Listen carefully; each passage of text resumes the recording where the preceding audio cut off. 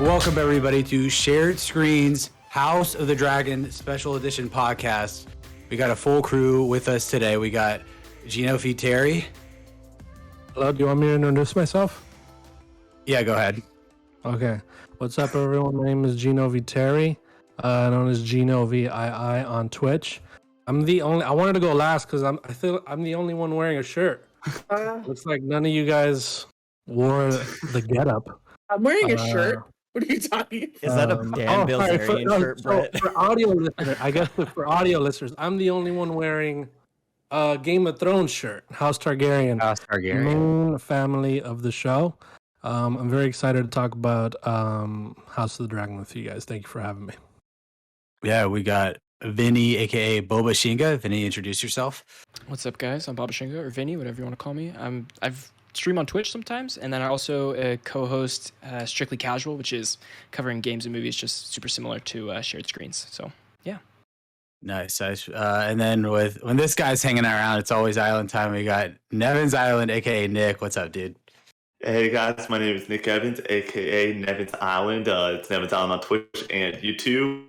And ready to bring the hype, bring the energy. And I forgot to ask, is this a PG-13? Are we allowed to swear? Are we allowed to cuss? What's up with that? I think we should go along with the show, right? As long as it's not 2 minutes before 2 minutes, we're fine. Yes.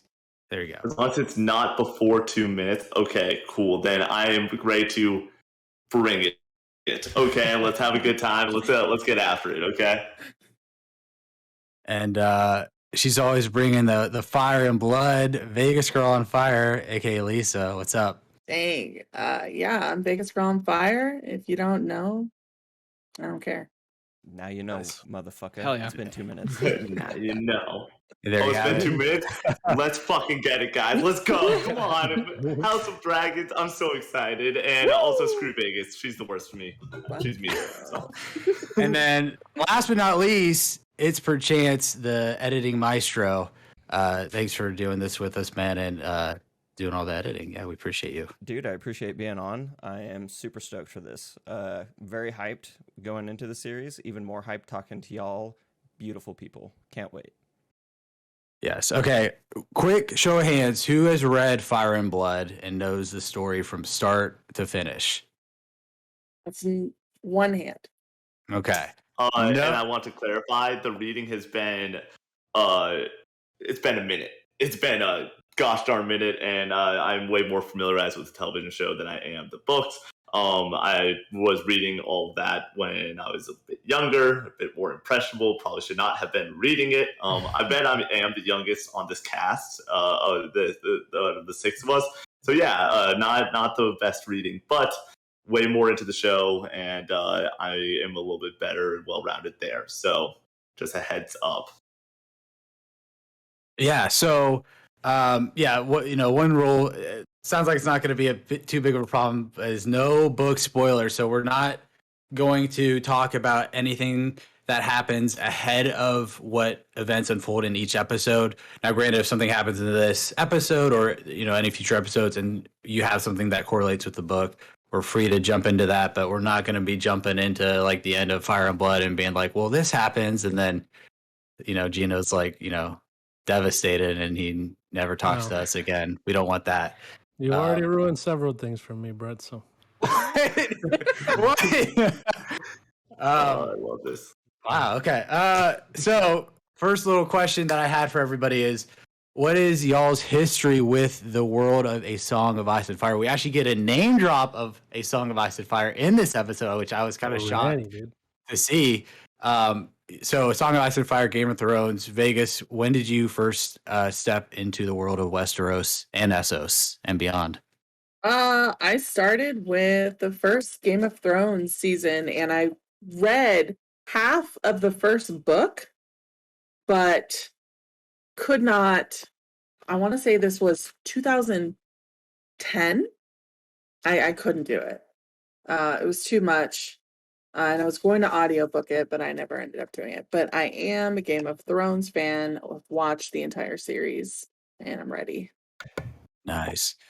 Gino, you got the merch already, so Yeah. Are you a pretty big fan? When did you first jump into Game of Thrones? A very big fan of it. I'll be honest with you. I saw this question in the doc, and I don't remember. Actually, don't remember when I started watching Game of Thrones.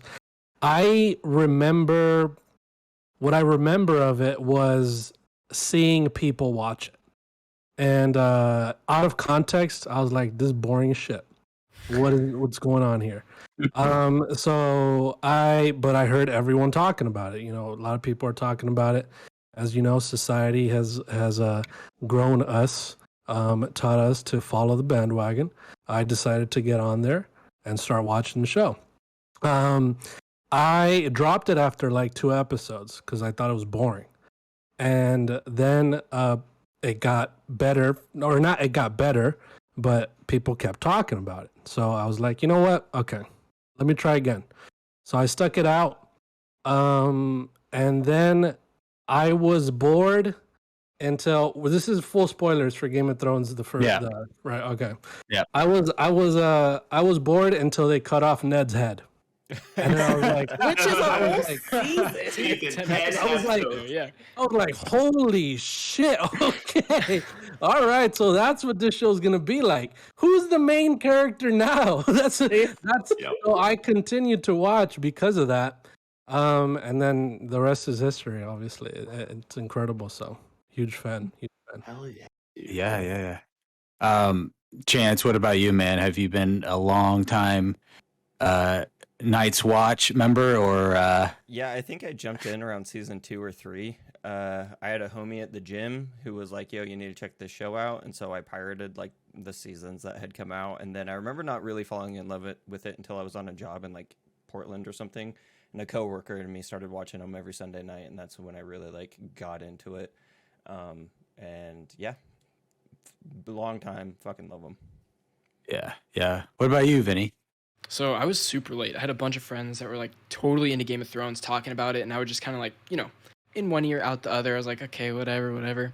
But the hype leading into season 8, so this was probably a year before season 8 came out. I was like, all right, I'm gonna give it a shot, because if I can catch up by the time season 8 comes out, like I can talk to these guys about it, and like it's always fun being a part of the conversation and like the hype around it. Of course. Just like this, like this is my favorite part of the new Game of Thrones happening, is like the conversations you have after it. So I just caught up right before season 8 started and was able to watch that live with them, and so I mean, only 4 years now, 5 years I've known Game of Thrones. That's it. So Yeah. For me, I'll never forget it, only because Game of Thrones has, since I got into it, has been such a big part of my life. Was walking in Walmart and seeing the DVD box set for season 1, and seeing Sean Bean on the Iron Throne kneeling over the sword. And I remember seeing like some IGN reviews of season 1.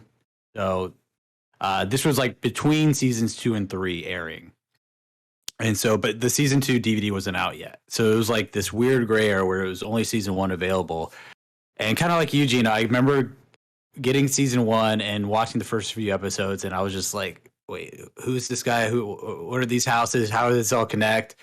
And I know it's like not a perfect answer, but yeah, once you get through the entirety of season 1, I don't see how you can't be hooked to this show and this world, because when they killed Ned Stark, that's like one of my defining like television like moments that I'll never forget, because he was main character of that show, of that season, and then they just killed him, and I was like, well, where do they go from here? And then obviously Game of Thrones just continued to expand and subvert expectations in all the right ways, and that was how long I got into it. So yeah, about technically between seasons 2 and 3, so 2013 is when I jumped into the world. But Nick, man, what about you, man? You're obviously a huge fan, so I can't imagine. So this is a great moment. My like life is defined by, I lived in Ohio for 8 years, and that's basically where I grew up. And then I did high school in Massachusetts. So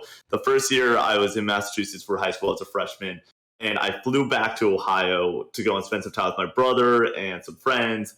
And I'll never forget, I'm sitting down with my brother, who I do some content with, Connor Evans. He's awesome. We talk gaming on the channel a bunch.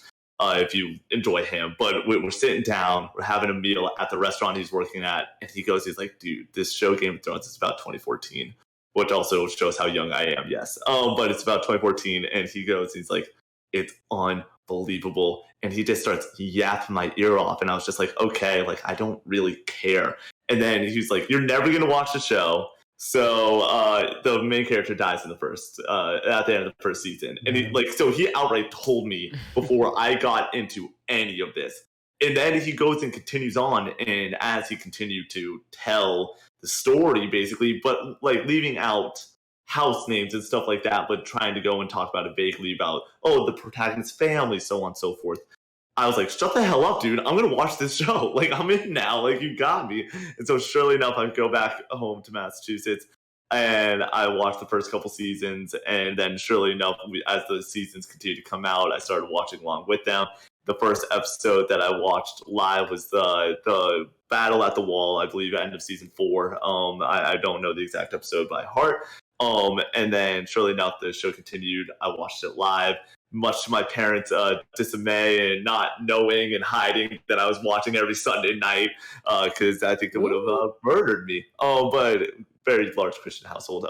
And then, surely enough, we get to the end of season 6, and I've said it once, I've said it 1,000 times. I think Battle Bastards and The Winds of Winter are not just the 2 best episodes of Game of Thrones. I think that they're the 2 best episodes in television. And so now here we are.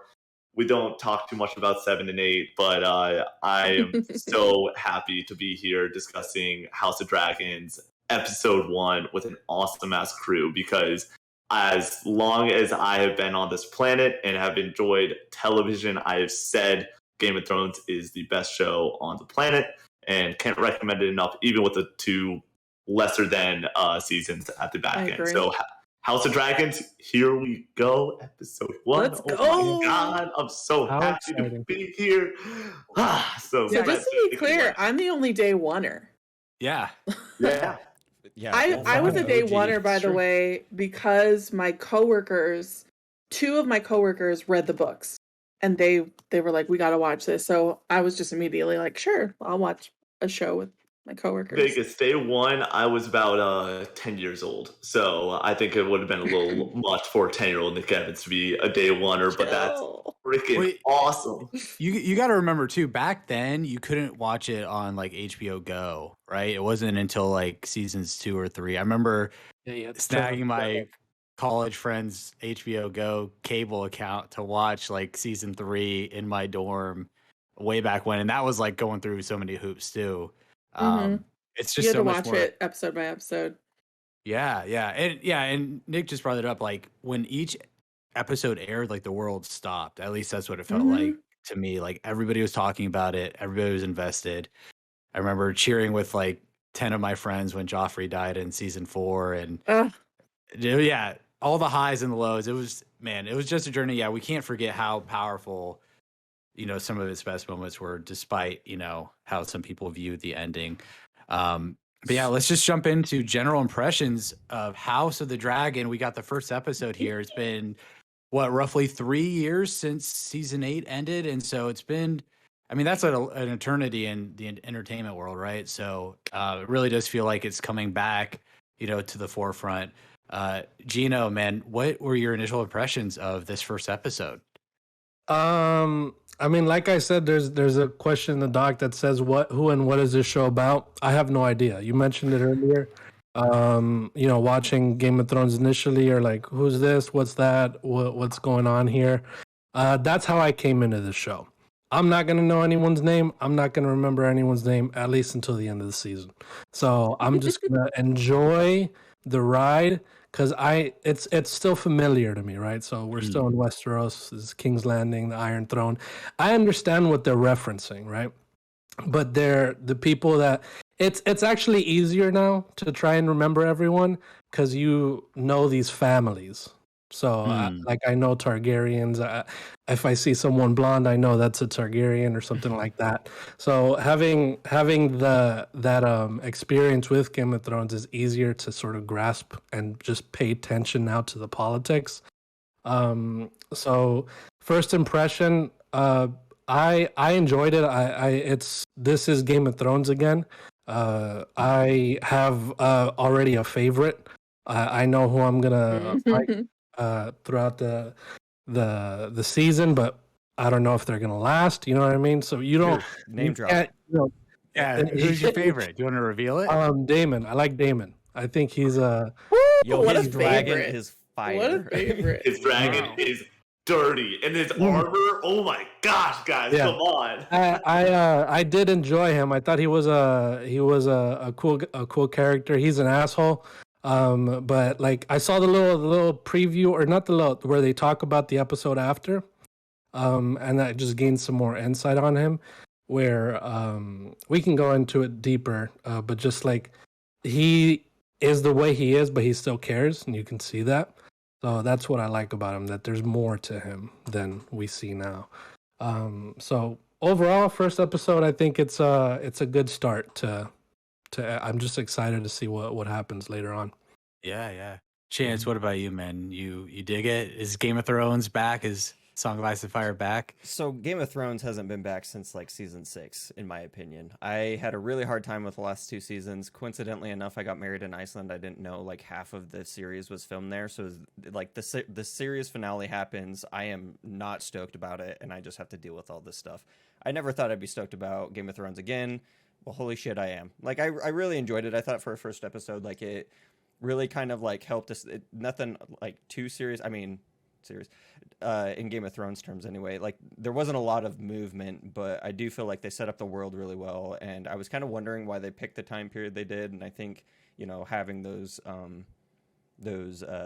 staples that we can, like Westeros and all these things that we can kind of pull from the previous series, I think was really intelligent, because it allowed me to get my bearings a lot quicker.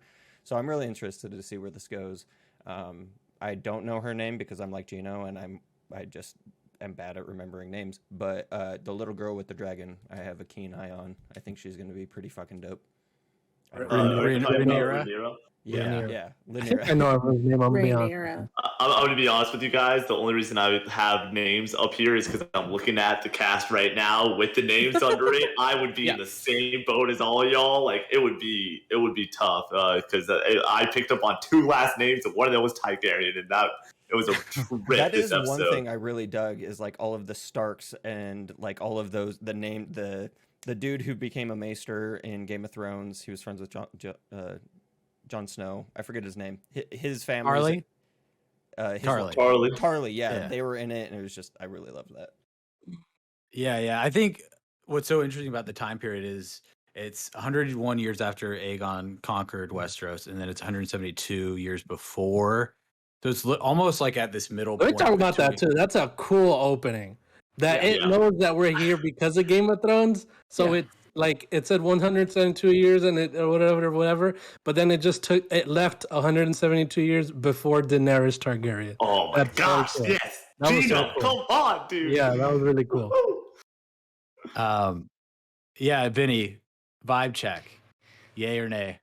I would say yay for the episode. It was real good, because I would say the last couple weeks I was not very excited for this. Like, I'm excited because it's Game of Thrones, but the trailers, and I feel like there's not a lot of hype on the internet, at least. Like Twitter, for instance, you have these Marvel shows right now that do generate like quite a bit of hype on Twitter and stuff like that. I feel like it just was not there for this, and I wanted it to be there for this. Not that it needed to be, because I mean, I was gonna watch it regardless. Like, it's Game of Thrones, but I was like so surprised. Number one, by just how engaging the story was from the get-go. Like that opening scene of where there's narration of what's happening. This the Targaryen. I don't know what Targaryen it was. The head of the Jaehaerys. Jaehaerys, that's his name. Choosing like his next heir, basically, just setting the tone of, okay, here's our characters at this moment and what we're jumping into right now. And I literally wrote down on a post-it note right away. I was like, we're back, baby. Like, this is Game of Thrones. Like, here we go. Like, I don't know what's going to happen yet. I don't know what's happened, but I'm along for the ride. And I felt that way through the whole episode. So I cannot wait to see where the rest of the season goes. Yeah, Vegas. So day 1. Oh, man. So I was on the same page as Vinny. I kind of wasn't too excited, but like once it got in there, and just like everyone was saying, all the familiar names were coming through. You got your Valerians and your Hightowers and your Targaryens, and then you're just like, oh, this is great. I mean, it was a shocking episode. You definitely Game of Thrones style. They just threw it at you. No cares about how you're going to feel about it. But I'm excited now. I wouldn't say this is a hit yet. I'm going to wait on that, but I definitely enjoyed the episode, and it made me excited just to see all the familiar names and just to get back into the groove, the Game of Thrones groove. Yeah, for me, almost like a reflexive mechanism. I was like not wanting to get too hyped and bought in because of Yeah. my issue, or like my take on the Game of Thrones season 8 ending is like I can see like I can see how they got there. It's just I felt like they skipped like 75% of the steps from where we see all these characters at the beginning of season 8 to the end. Like there should have been like 2 more seasons of like 10 episodes in that part of the show. I feel like just to fully lay out where everyone was going and thinking and feeling.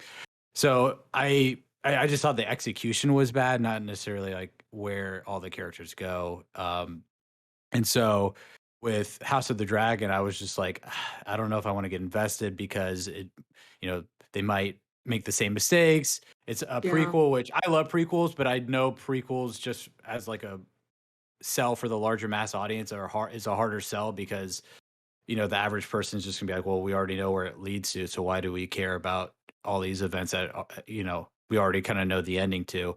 But I think that like tepid appreciation and anticipation for it kind of allowed it to like fully ignite like in the last couple of days when like a month ago one of the trailers came out, and then they kind of like all these articles on different blog sites of like reviews and everything coming out of like, hey, it's like just as good, it's worth buying into.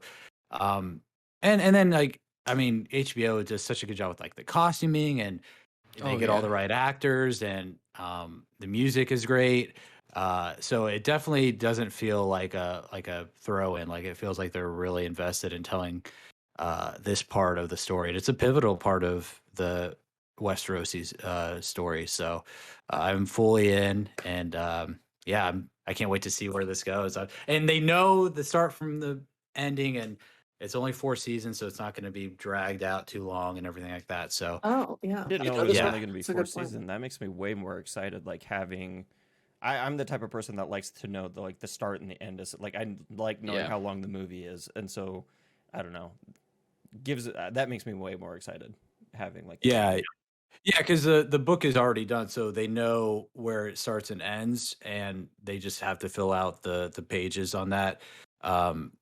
There was like one article I read, like with adapting Game of Thrones, they actually, from the books that were done already, there was like lines of dialogue they could lift and everything like that. Where with this book, it's because it's more of like a historical narration and recounting of events. It's not like as narrative focused as Song of Ice and Fire is, and so they're allowed to be more creative, I think, in unique ways compared to Game of Thrones, and so I think that's going to actually be a benefit for the show. But And I mean, you guys touch on good points there too, because the writing team is a little bit different from House of Dragon than Game of Thrones. Also, obviously, they're still based on the George R.R. Martin books, but also House of Dragon is like it is written in its completion. Exactly what you said. We know where it starts, we know where it ends.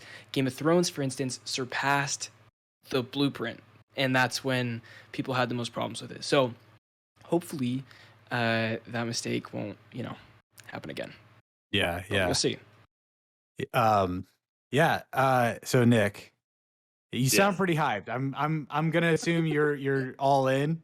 So You're riding that dragon. So Vegas outright was just like, and I as much as I give Vegas a ton of crap, whether we're streaming or hanging out or whatever, I'm gonna give her a little bit more right now because she's like, I'm not gonna give it yet. Like I'm not gonna get there yet. My job in my entire life is to bring a unsurmountable energy to things that may or may not deserve it. That is why we do reactions on our channel. That's why we do whatever we do on our channel, is because we like fun and enjoying things for what they are, and even sometimes for what they aren't. This is it. I think that people forget how amazing it is to be in a world where one second there's balls being chopped off, and another you're in a whorehouse, and in another you are gripped by political intrigue that you are like holding on to every word from these amazing actors and actresses. In the House of Dragons, Game of Thrones, it's been a while since we've had something like that.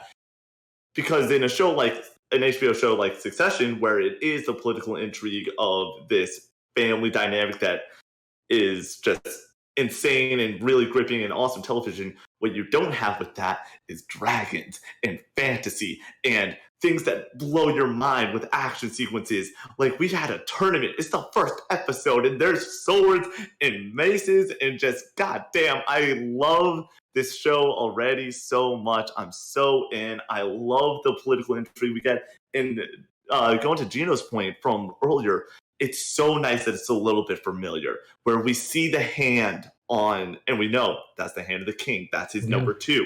We go and we see these set pieces. We know that it is a man's world. And so when there's gripping decisions like, is this wife going to live or die? Is the baby going to live or die? Or are they going to cut her open? Stuff like that. You're like, well, it's the dude's decision, because the stage has been set where it's just all a man's world. And that's why it's so gripping and amazing, because the end of the episode goes and flips that entire ideology on its head. And here we are. We have an heir that is a queen, an heir that is a girl. And it, like, I'm so in. I'm so freaking in. I can't wait for next week. I can't wait for legitimately every week after the fact, because what it does so well, and what Game of Thrones will always do well, is have the window dressing of amazing production quality, of crazy set pieces, whether they're super dark like in season 8 or not. They're there, and they won't make, and this is like the kiss of death, on knocking on wood right now, they won't make the same mistakes. Please God, they won't make the same mistakes in the sense of stylization and writing. They know what they have. They have an amazing world to work with. They have amazing writers to work with, and they have the budget of the gods when it comes to HBO. And so I'm in. They got me. I'm ready. Like, I'm putting my clown makeup on. I'm ready to look like the fool in a couple weeks when it goes and bites me in the ass. But like, as of right now, I am severely in. Talking to Bret before the show today, I was like, I actually was hyped. Game of Thrones is my favorite show ever. I watch like episodes of Game of Thrones when I'm sick, or I watch episodes of Game of Thrones where I'm sad, or I watch it when I'm happy. I go back to it all the time because I love getting lost in that world. And for an hour, they had me lost in that world again. And kudos to HBO and the team and Game of Thrones and House of Dragons and legitimately everyone that worked on that, because you got me. You got me completely in, and I'm super excited. And yeah, I know that was a lot, especially for a little bit of a late night conversation. But this is my favorite part of this. Like Vinny said, where it's just the best part of this is coming together as friends and talking about this show. And so I am ready to look like the fool. I'm ready to look like the idiot amongst all of us. But if it's amazing, then I'll look like the champion. And that's what I'm standing on. It's going to be amazing. It's always going to be amazing. House of Dragons, Game of Thrones, it's back 100%. Nevins, if you're such a big fan, why don't you have the t-shirt like Gino? Because you can go and get this merch. Yeah, Can I say something? I've seen so many, I don't even know what kind of people to call them, but so many like people just wearing those like stupid House Stark, whatever, like shirts everywhere. Like, you know, I don't know. Is that weird to say? Like, you just One that says Facebook like, not all shirts. heroes wear capes. Hold the Facebook shirts, door. yeah, you see those everywhere. I'm like, I That's love Game funny. of Thrones, but not that kind of. I want to But double here's back the to thing. her becoming queen or the heir. He had no other option. He's a piece of shit. He killed his wife, Yeah. and then he doesn't want his dickhead brother to take over. Bro. I was like, the king's a Yeah. cunt. Bro, Like, what that's was his. that? But here's the thing. Genuinely, he has no option. You're right. But the option that he chose is still not the right option. There was a way out. If he wanted to stay in his name, sure, we're trying to work on this. But yeah, his brother's the worst. He has no heir. He just killed his wife. He has to make a lose-lose decision, which he kind of deserves, which is why I love Game of Thrones too, because the comeuppance always comes around, or it doesn't, and it's interesting, but most times it comes around. I think that in this lose-lose situation, he chose the best course of action And also, once again, talk about just trying to make a show as interesting as possible. Yeah, you think that the brother's going to be gone for a while? No, the dude's got a dragon. He's ready to come back and kick some ass in like episode 3. And by the way, Gino, House Targaryen, it's not a Lannister, it's not a Stark. We know you're a fan. We know you're in on this. Oh, Okay, Brett, give the guy some credit. The episode? I don't know what's going on. I'm saying specifically with the House Stark Facebook merch that Chance brought up. That you see a lot of the wolf like with like weird Facebook Photoshop stuff. Yeah, that's what I was like. There was one last thing I wanted to mention. We sort of went off the rails a little bit, but to the point of the writing and stuff like that. Something good to point out is that Nick touched on it a little bit, where we know he's the hand of the king because his little symbol. There's so many things that we know already that they don't need to waste time telling us. Mhm. Like, Night's Watch, we know what that is if they ever mention it. So stuff like that they don't have to waste exposition on is going to help the show so much, I think. Because people that already watch Game of Thrones are going to watch this. Unless someone's weird and just watches this and not Game of Thrones. I feel like there's people like that for sure. They're just going to be more lost. They'll be a little bit lost, but then they get to do the fun thing of talking to their buddies after the fact, like we're doing right now. And And then like, maybe hey, what was going that? back. It was that. And They then didn't they're even in. waste time doing that during Game of Thrones because we were all confused for the first season. Yeah. No, yeah. The first season, you're trying not to Google things and have it spoiled. Like if you're watching it after the fact. They weren't explaining anything. No, in but I my mean, opinion. even smaller details like, Master of Coin. They were throwing like just these like different titles around. When people are like introducing themselves, going with their long list of like victories, like whatever the king is at this point. His name is, what is his name? Viserys. Viserys. Like first of his name, this, that. Like I love that. I love that so much. And it's not that you have to, explain those titles or anything, but you're going to get hints of story that hit all of those titles eventually. It's going to build the character too, which is really cool. Sorry, go ahead. No, I just had a question for you, Nick. Okay, because Nick, earlier you said that you think the daughter was a bad choice to be the heir. So why do you think the daughter's gonna be the bad choice? Like of all the options so far, because this is great. I love this. I can't wait to who is gonna be there. I think that it's a bad choice in the sense of the world that we get presented with, which is a full man world. It's a bad choice because she's screwed in my eyes. Like this girl is not going to sit on this throne. The world won't allow it. And I, being the emotional son of a bitch that I am, I want her to survive. She's a great character. She's, as of right now, pure and fun and riding dragons and hanging out with friends. And you're like, oh, I'm in on this character. And now that she has this overwhelming power, she's screwed. But to touch on this real small point they brought up of the names and everything and going through that, when she's getting crowned and each person steps up, there's a brilliant decision of they give you the name, they say the house name that we all know as fans, but then it sort of fades off slightly in the audio, because I'm pretty sure what they're trying to say is that doesn't matter. That those names, they're there. We're giving you guys your fun. But this is a Targaryen story about a world that we want to take you on. The past is the past. We're going to respect it. But in all actuality, let's look to the future. Let's have this story right now. And gosh darn it, I'm so in. It's that moment. I think her character is supposed to be the one you're seeing the shows, you're seeing through her eyes, basically, as she interacts with different people. And that's how you're learning about the people in this first episode, too. So when those names drop off, it's the same way that she's hearing those names. She doesn't care about those names. She's in this moment of, oh my God, I am the heir to the throne at this point. She could care less what's happening around her, just like you said, the audio dropped off. So cool. I love it. Oh gosh. Does anyone else have a early favorite? Real quick, the second most notable name we've said many a Targaryen, but the Hand of the King and his daughter are both high towers. And that was the one name I picked up on that wasn't Targaryen in the show, where I was like high tower because the daughter. Okay, I'm in on all this now.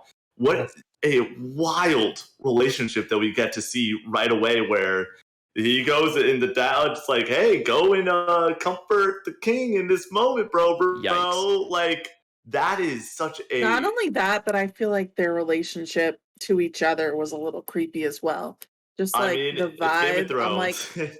no, honestly, so many creepy vibes between characters, and you got to expect it. It's Game of Thrones, but them But two, the the father and daughter of the Hightowers, and also Daemon and Rhaenyra, their Ugh. relationship was really creepy. We're getting right into the incest. and the worst part was the Hand of the King Hightower. I was like, this dude is the stable one. He's the one that's at like Yeah. for the first 30 minutes, you're like, oh, I'm rooting for this guy. I'm in on him. He gets He's making it, the right basically. decisions. He's making the right decisions. He understands Damon is a POS. It's simple.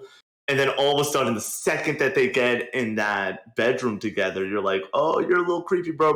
And then Yikes. also you like the line that really got me, because like part of me got to the point where he was like, comfort him, and you're like, okay, maybe it's not going to be creepy, but then he's like, put on one of your mother's dresses, and that's when the moment where I was like, oh, this is awkward and uncomfortable, but also it's Game of Thrones where everybody's power hungry, and if this girl sleeps with the king and remarries as a boy, yeah.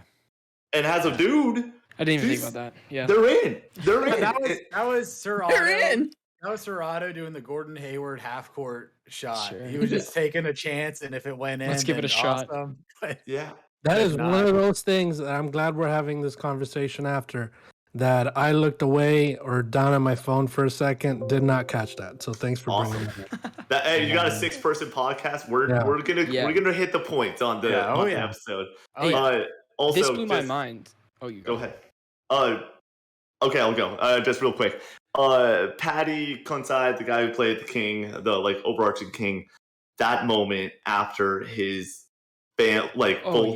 full family dies, that's the moment that sold me on the acting chops of this cast, because goddamn, every word he says in that room where they sit him down, and it's just gripping of, you understand, this guy just lost not only the one thing that would bring him happiness, which is his son, but also his wife, which was the only thing that kept him sane through this entire process of not having children.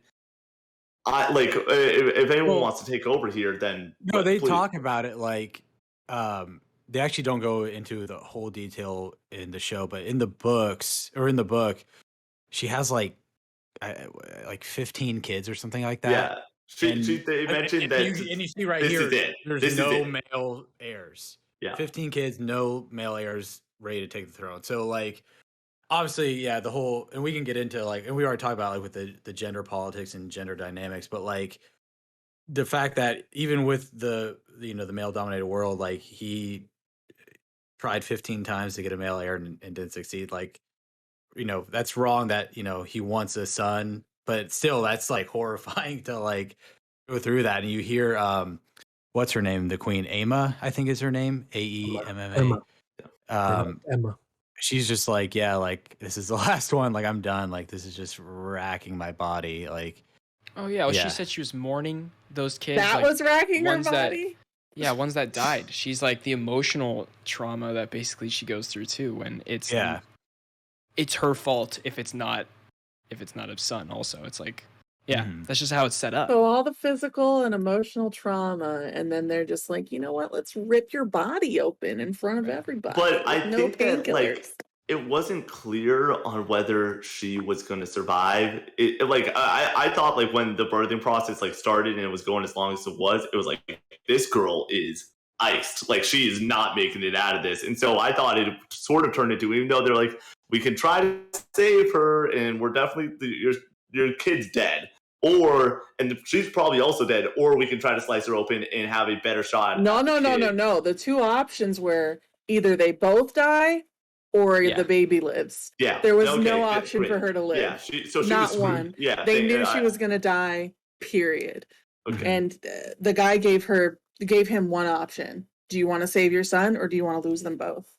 And Yeah. it was fucked up. Yep. And they. Still lose them both, dude. Double. And then they M, dude. ripped her open Double in homicide, Game man. of That's Thrones crazy. style. It I was mean, awful. this first That episode hurt with me the worse duel. than the balls getting chopped off. Watching her Literally. like the balls had like no effect on me compared to like what they did with That the was at least cesarean quick. section. Yeah. Okay. Yep. Yeah, like you see a couple like hand jerking motions, and then there's like a coin purse on the fucking stub. You don't see them like reaching into this woman to pull out a child. He It- already went through like hours of labor pains, and then they're like, you know what? We're just gonna get in there. And I love the parallelism between the battlefield and between her fighting her actual battle, and you get Damon and you get like the way that they go and set it up perfectly to show the parallelism is beautiful. Yeah. And I was next to a buddy, and it's like, why do they keep cutting back and forth? I'm like, because they're the same thing, bro. Because they're the same thing. Not only And- that, but they keep showing like, I don't know if you guys saw, but they kept panning the camera over to like kids. Like there was like a specific little girl that you kept seeing, and I'm like, she's terrified, but there's also like a woman getting ripped open across the way, and she's watching like men get slaughtered in front of her eyes. All right, are we gonna run through the plot? Crazy. We're already 45 minutes in. We should. Yeah, who's taking plot? I Bret? wrote the short little bullet points here. So yeah, we start out with the Great Council of Harrenhal, where King Jaehaerys, he actually doesn't make the decision. He leaves it up to the larger council that are made up of like a bunch of the high-ranking lords of Westeros, and they pick Viserys over Rhaenys, who you see in the current time of this show. And so that establishes the precedence of picking a male heir over a female heir, which Nick brought up. We've all talked about already. And they bring up the great point of it's 172 years before Daenerys was born, 101 years after Aegon conquered Westeros. So literally right in the middle almost of the front to end of the Targaryen legacy. They like there's stuff in like Game of Thrones that talks about how this whole it's called the Dance of the Dragons is like this pivotal moment in Targaryen history that this is not spoilers for the show, but like we see where Aerys 2 is at the end of the proper Targaryen dynasty, and how where we're at now, and we see where they go, so we kind of can see how the Targaryen dynasty kind of tapers off. Another big point I brought up was the relationship between Alicent Hightower and Rhaenyra. Obviously, Rhaenyra is now chosen as the heir to the Iron Throne, and Alicent Hightower, even though she's not a Targaryen, she is very pivotal to this story in terms of her relationship with Rhaenyra.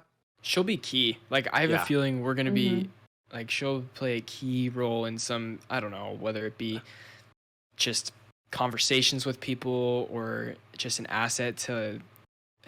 She's gonna have a lot of value. It's gonna happen. I think It's real quick. She's my favorite character in this show thus far.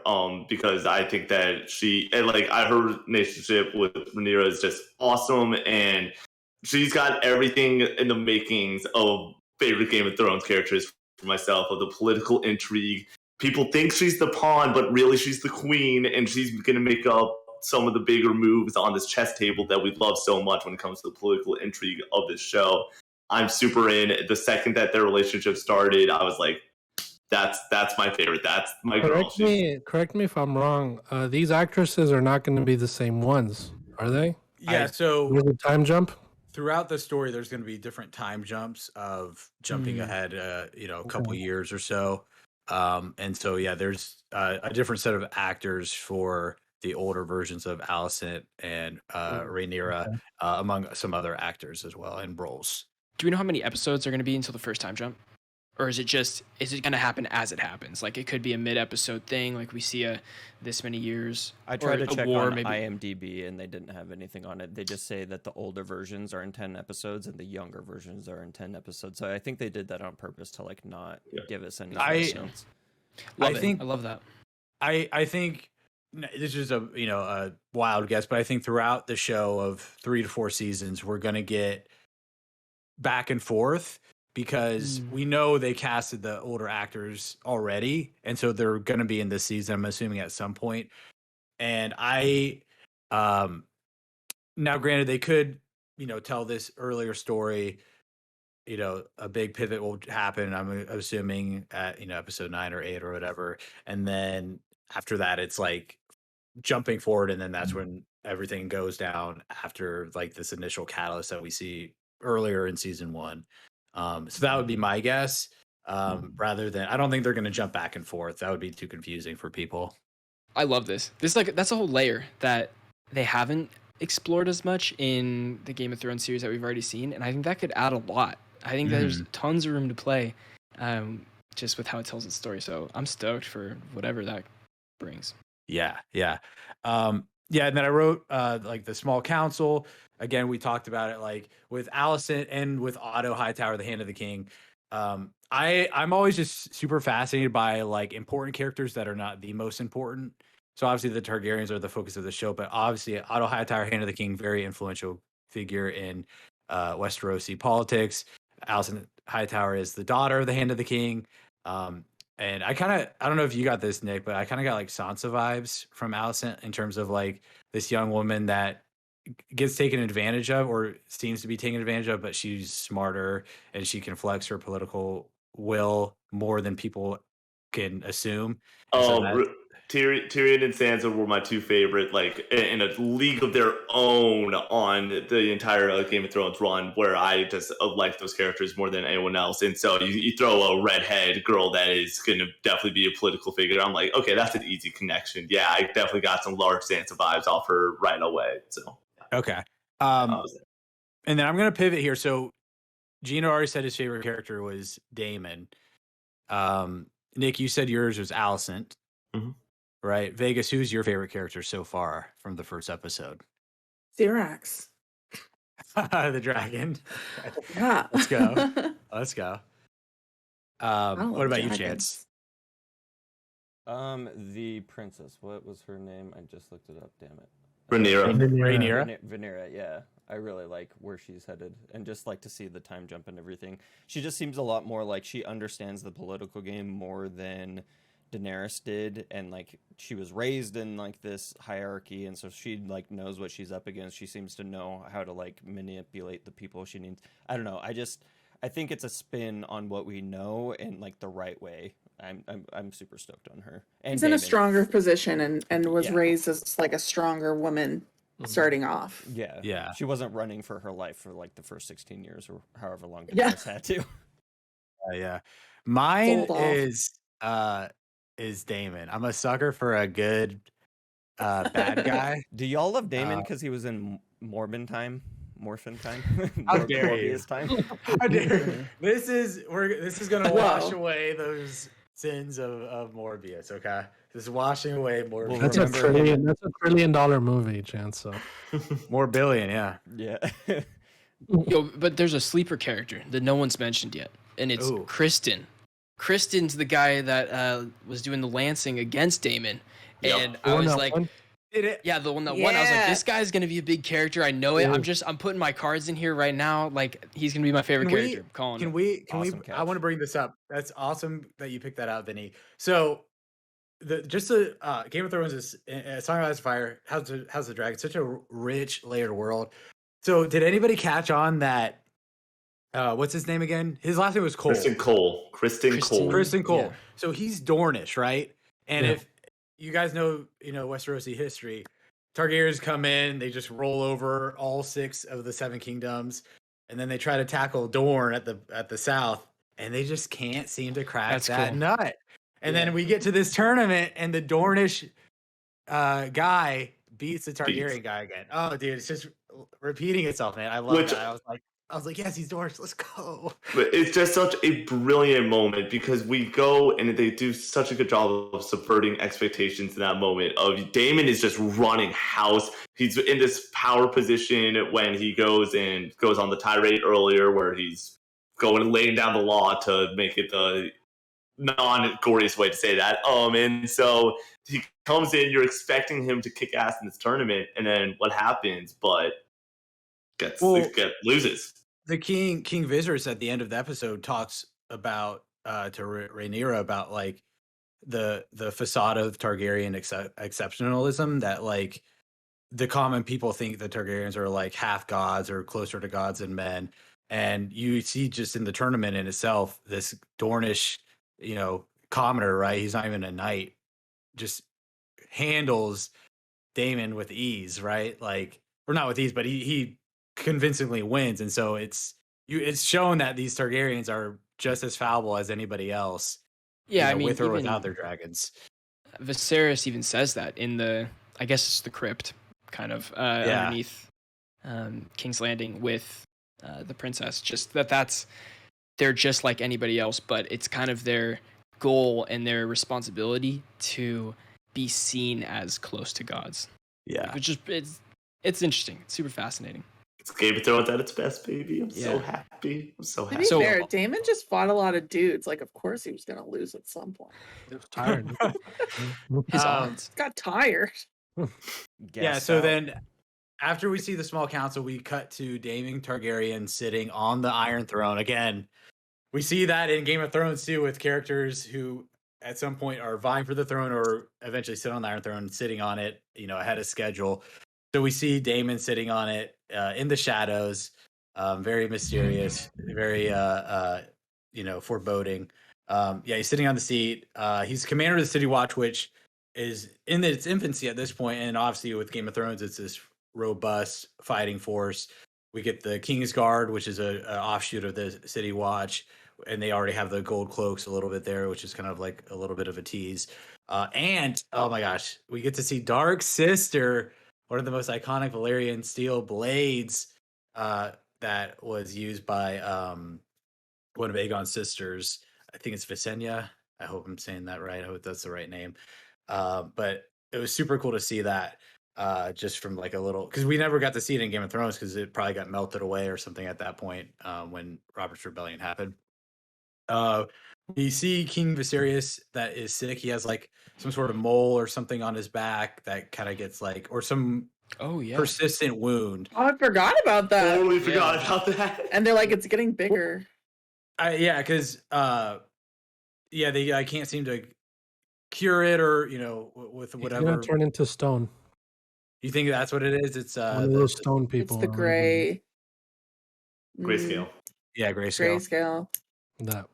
But they did go and mention that he was gonna get it like burnt. Cauterized. Yeah, Yeah. cauterize the wound. So maybe that'll give him a little bit more time. Grayscale. We obviously then get to the tournament, which is held in the honor of the forthcoming son, even though they don't even know if it's a son or not, but they just are putting all their eggs in one basket. I feel it. I feel it this time. 16 times the charm, dude. Feeling it. Which goes into my next point, is that Viserys is obsessed with the prophecy, or also the expectation of having a son, that he even sacrifices his wife, even though it's up to the gods, but he chooses to take that chance.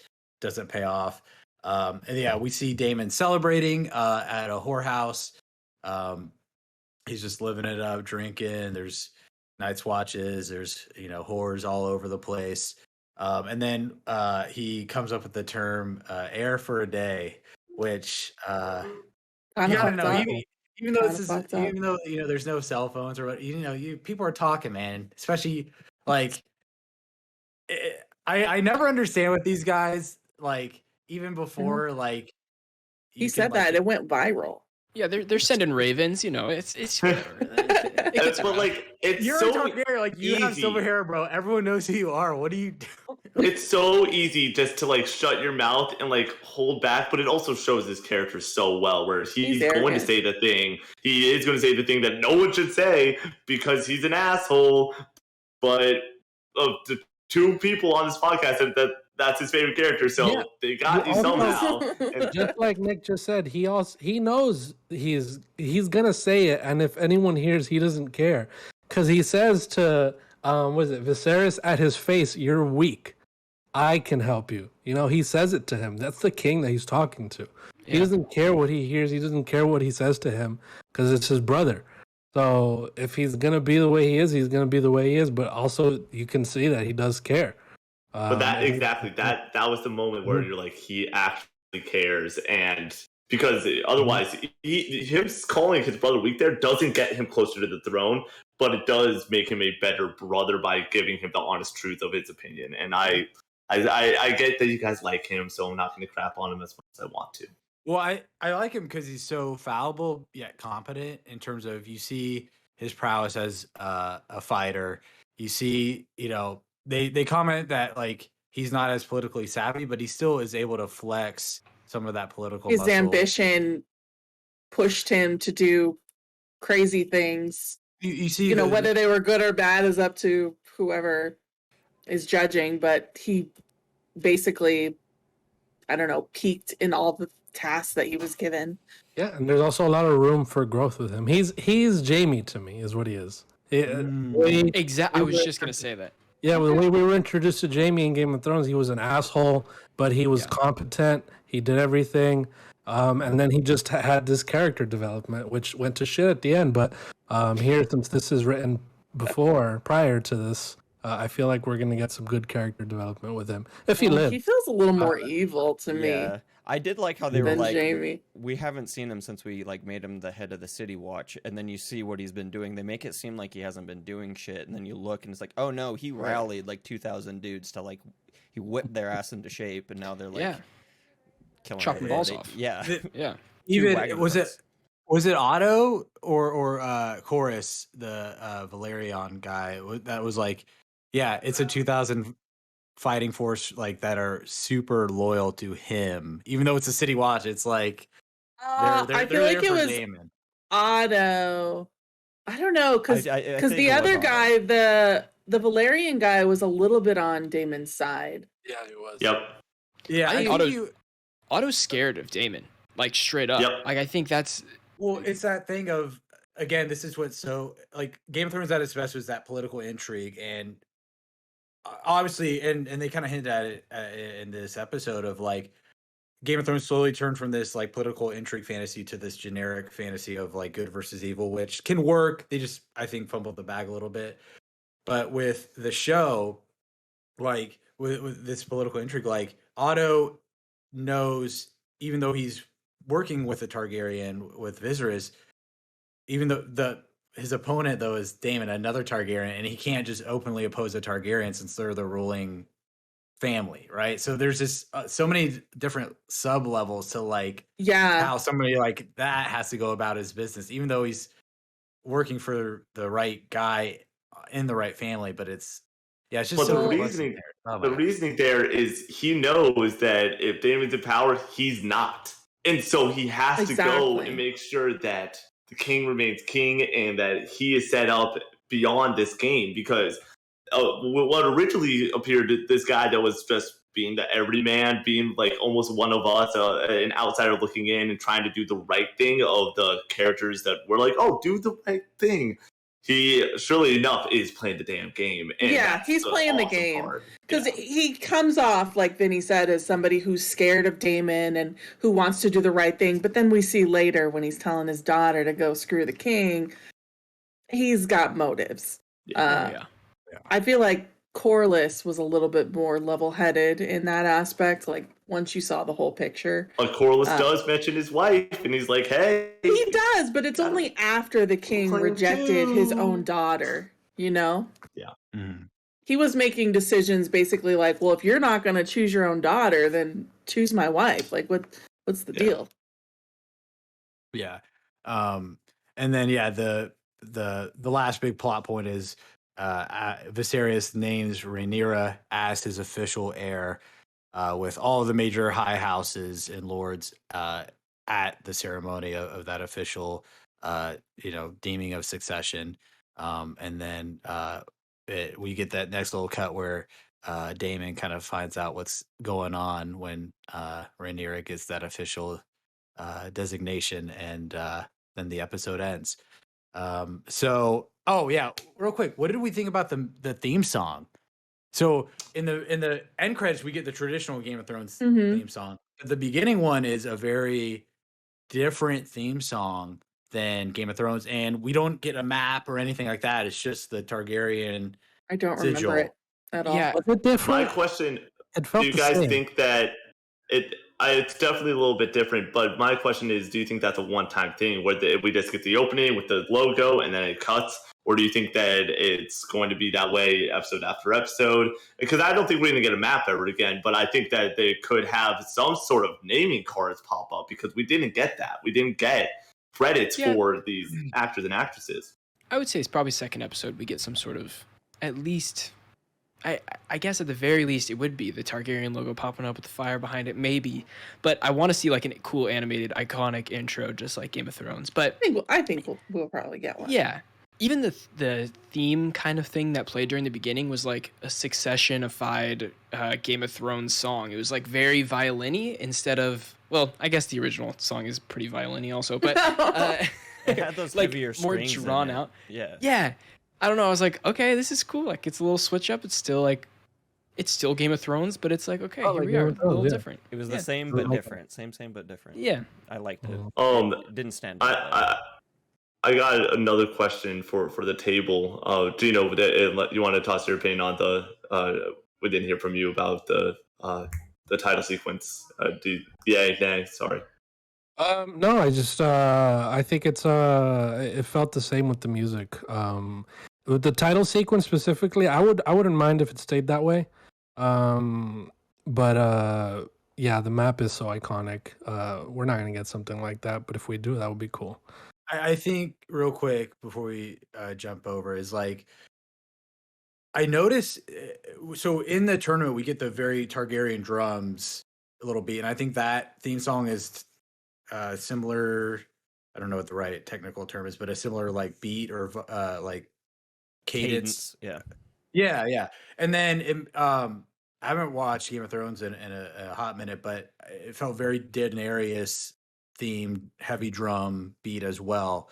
And so I thought that was just a nice way to like kind of bring the old with the new in terms of the Targaryen lineage with the music connecting to Daenerys and the Targaryens as a whole, and then this specific family at this moment. So I like that. Yeah, I kind of missed the map, but I didn't know they're gonna do it. One of the big points about the show I thought was like, because it's gonna be more Westerosi focused, like we're not gonna go to like Marine or Karth or anything over on the other continent. Like we were gonna get more little vignettes on the like a map or something of like cities in Westeros that like Old Town. Like Old Town's such a big important city in Westeros. We don't really get to see it in Game of Thrones. Like we get a little bit of it when Sam goes to become a maester, but other than that, Oh, like yeah.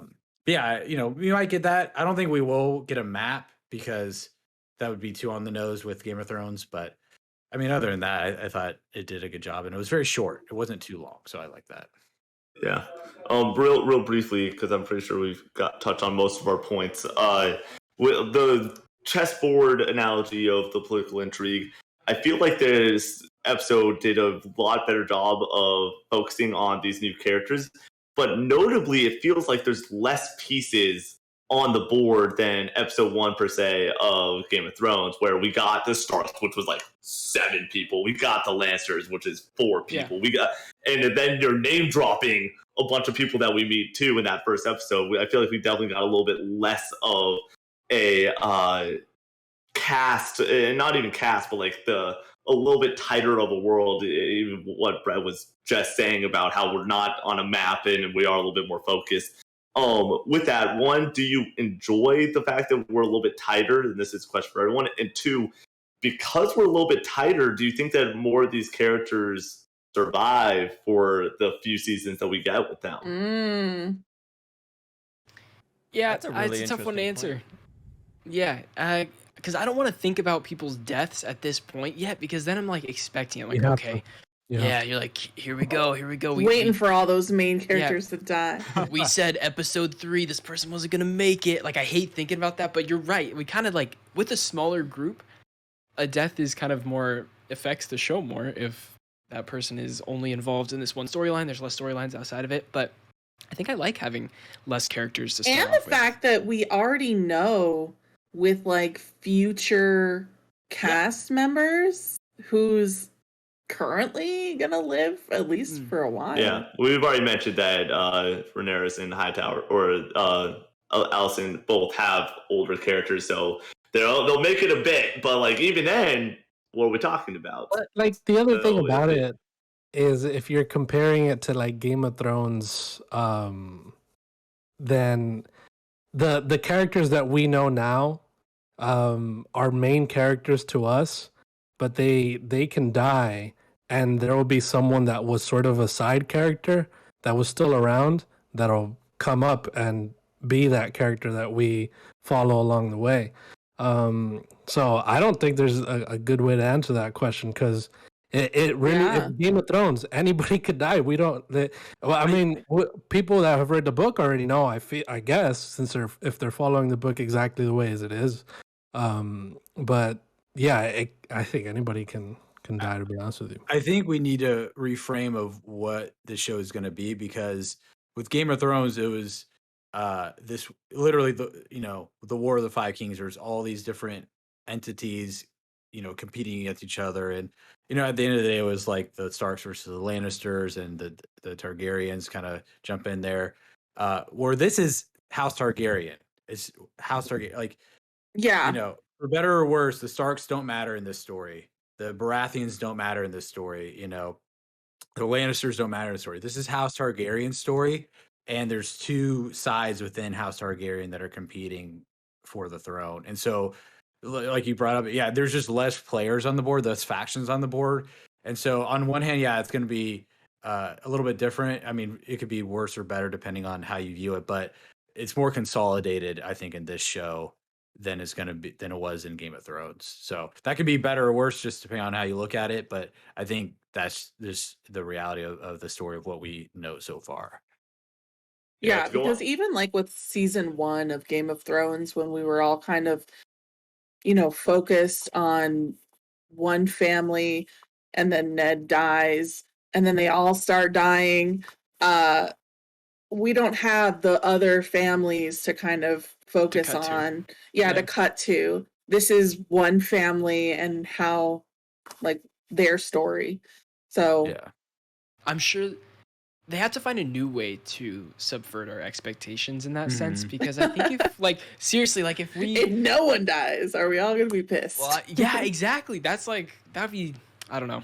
Just People will die. Yeah, people are going to die, but I just hope that the expectations are not that it will be as shocking, maybe. I'm sure there will be shocking deaths and stuff, but if your expectation that it's going to I don't know, it's gonna be crazier than Ned Stark's death in season 1. That could be leading to your disappointment, if it doesn't happen, right? And I think that's dangerous to go into this show thinking. Dude, But two maybe things. it's fair to think. But the thing is that I think that Game of Thrones has, for better or worse, put a little bit of too much weight on deaths. And then when we got to the last season where we were just like, everyone's screwed, freaking most people did Do you remember, come out of it. You remember, even within Game of Thrones itself, it fell victim of its own success and laurels. Where I mean, Peter Baelish, amazing character, and then he goes out like an idiot, and it's like, wait, why did this happen this way? And it almost felt like they had to do some shot twisting death kill. Yeah. And so, yeah, I think you bring up a good point. Then it's they need to subvert the expectations in a different way. They need to subvert the subversions almost. And it's a prequel story, so it's just so many layers to how they need to tell a story. It's just going to be amazing to see if they can pull it off. But as we close out this episode, I real quick, there's one more point that I really just want to hop in on because this ties back to 80% of the conversation.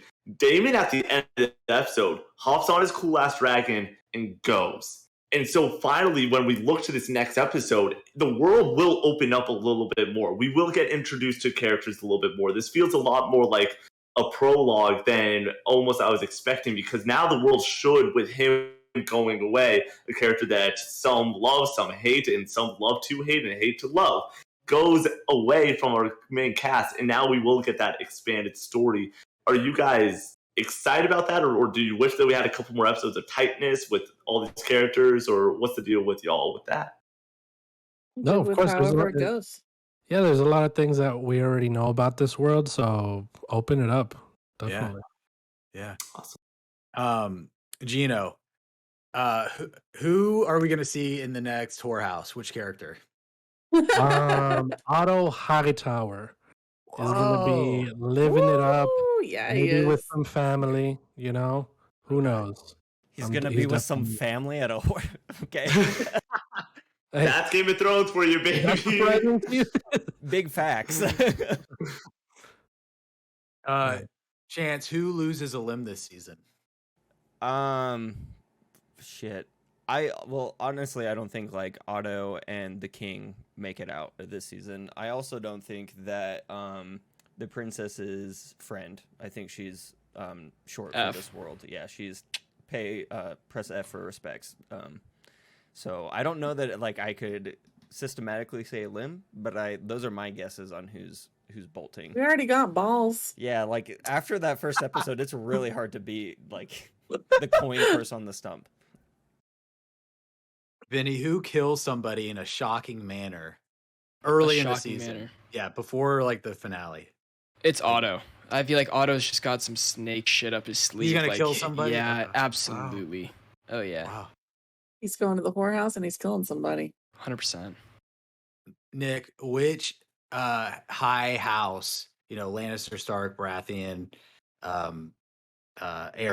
Aaron. I don't actually know, they're not in Harren. Oh yeah, we got to see Harrenhal like in its glory inside. Yep. That was awesome. So cool because it's such a big castle. Yeah, which high house do we see make a big impact in this season? Lannisters, 100%. I think that Lannisters is most likely of the few. And I'm not saying big impact, but I will say it is the most name dropped by far. That is my call. Okay. Mm-hmm. Okay. Vegas, how many dragons die this season? 0. 0. 0. Good call. House of the Yeah. Dragon. baby. More human deaths, please. We, Wow. Brett, we keep the dragons. Brett, is there a question for you? Because I might have one to throw your way. The season's No, gonna Nick- end before any dragons die off. Hit me with it. You got okay. If one of these two characters dies, that I believe Vinny brought up, the King or Otto. Do you think one takes out the other? And if so, who takes who out between Otto and the King? Like if one kills the other, like one Yep. that's one of okay. Yep.